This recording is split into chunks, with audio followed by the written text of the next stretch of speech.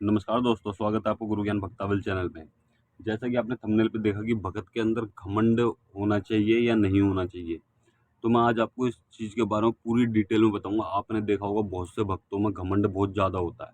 अपने देवी-देवता के प्रति बहुत ज़्यादा घमंड होता है। देखिए, होना भी चाहिए बिल्कुल। अगर आपने सेवा कर रखी है, आपकी सेवा में दम है, तो आपको घमंड होना चाहिए।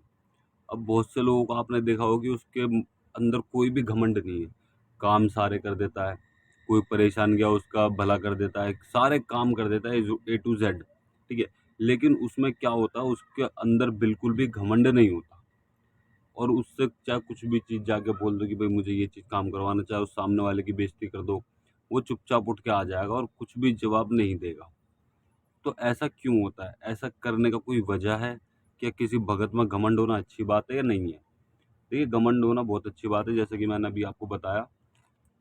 लेकिन घमंड जो होना चाहिए ना, वो आपकी सेवा में होना चाहिए।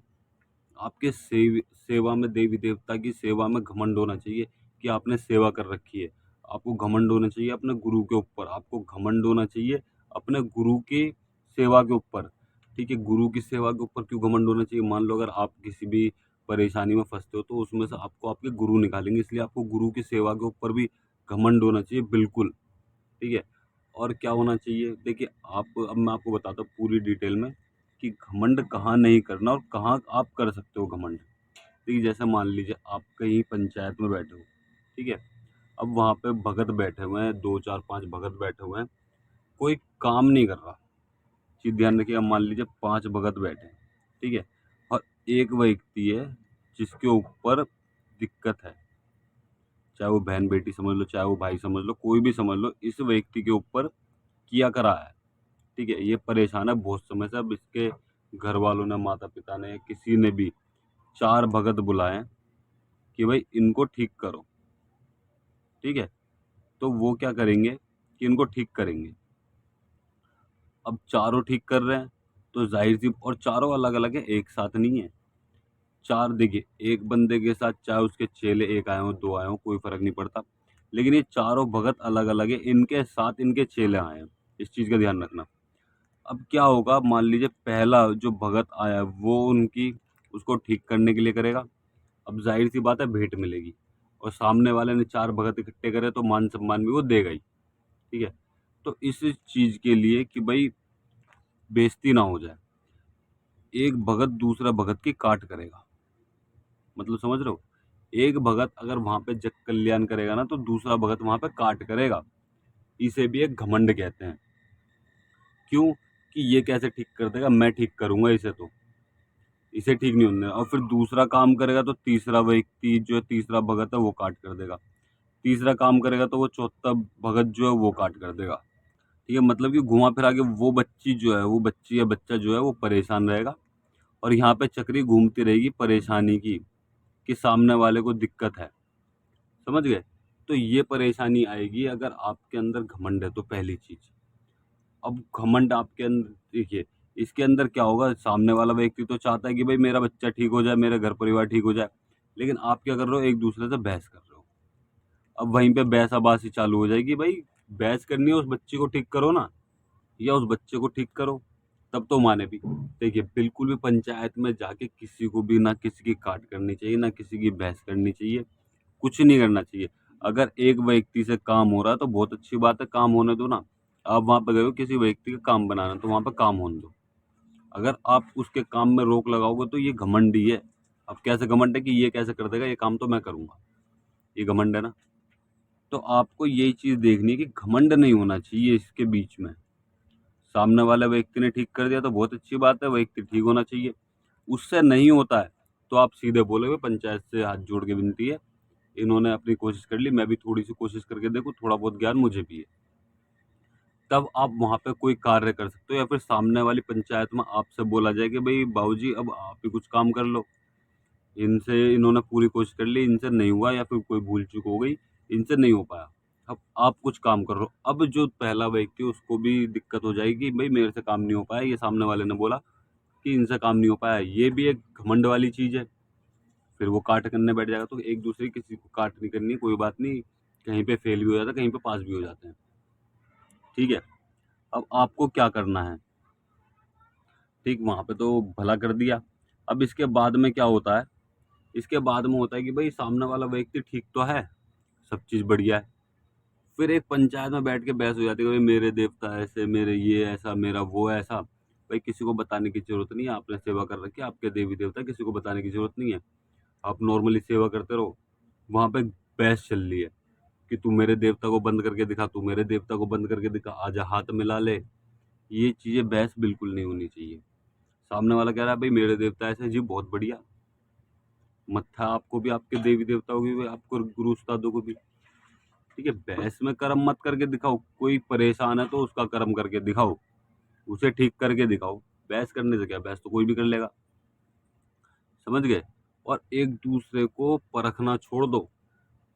जैसे बहुत से लोगों को मैंने देखा, अगर सामने वाला व्यक्ति बैठ के दो बात बता रहा है ना, तो उससे ज्ञान नहीं लेंगे, उसकी परख करेंगे कि भाई ये चीज़ कैसे होती है, ये चीज़ कैसे होती है।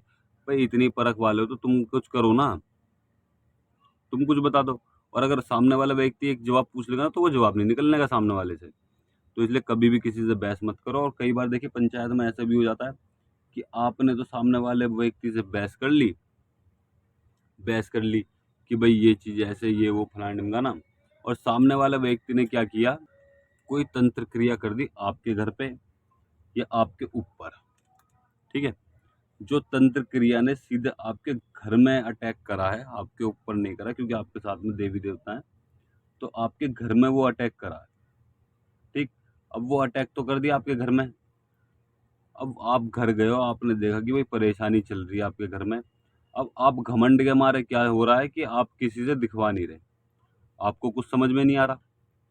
ठीक, अब आपके अंदर घमंड है, आप किसी से दिखवा नहीं रहे। भाई मैं क्या को दिखवाऊं, मेरे को तो देवता ने बोल दिया कुछ नहीं है तो कुछ नहीं है। कई बार ऐसा होता है, पूछा भटक भी जाती है, चढ़ती नहीं है। अपने घर की तो खासकर भटक जाती है। अब आपने क्या करा, अपने ना तो आप अपने गुरु के पास गए, ना आपने किसी बाहर भगत से दिखवाया, ना आपके जो जानकार में भगत हैं या जानकार में रिश्तेदार हैं, ना आपने उनसे दिखवाया। अब वो क्या हुआ, दिक्कत जो है वो बहुत ज़्यादा बढ़ गई। अब फिर आप परेशान हो गए कि भाई इस दिक्कत को ठीक कैसे करें, ये वो। आप लास्ट में जाते हो अपने गुरु के पास कि गुरुजी ऐसे ऐसे दिक्कत है। अब गुरु बोलते कि भाई देखिए, गुरु थोड़ी बहुत हो सकता है आपसे परीक्षा ले ले कि भाई इतने दिन बाद आए हो, ये है वो है। ठीक, और हो सकता है वो सीधे बोले कोई दिक्कत नहीं, बैठो मैं देख के बताता हूँ। ऐसा भी होता है, क्योंकि अगर आपने उस समय पे, जब आपका नाम चल रहा है, आप अच्छी सेवा कर रहे हो, आपके पास गद्दी लगा रहे हो, आपके पास संगत आ रही है, बढ़िया चल रहा है, तो आप गुरु के पास आना जाना बंद कर दोगे तो गुरु आपकी परीक्षा ले सकता है, इस तरीके से बोल सकते हैं। अगर आप रेगुलर गुरु के पास आना जाना करोगे, होली दिवाली जाओगे, उनका हालचाल पूछोगे, तो गुरुजी कभी भी ऐसी हरकत नहीं करेंगे, ना ऐसी चीज़ें बोलेंगे। वो सीधे बोलेंगे बैठो अभी देख के बताता हूँ, और तुमने इतने दिन पहले से क्यों नहीं बताई मुझे ये दिक्कत हो रही है। समझ गए? वो गुरु आपसे ये बोलेंगे तुमने इतने दिन से ये दिक्कत हो रही है, तुम मेरे पास आए क्यों नहीं, एक फ़ोन ही कर देते मैं आ जाता। इस तरीके से गुरु से ही मना के रखो। कभी भी गुरु की मिथ्या मत करो, चाहे वो आपके गुरु हैं, चाहे वो किसी और के गुरु हैं।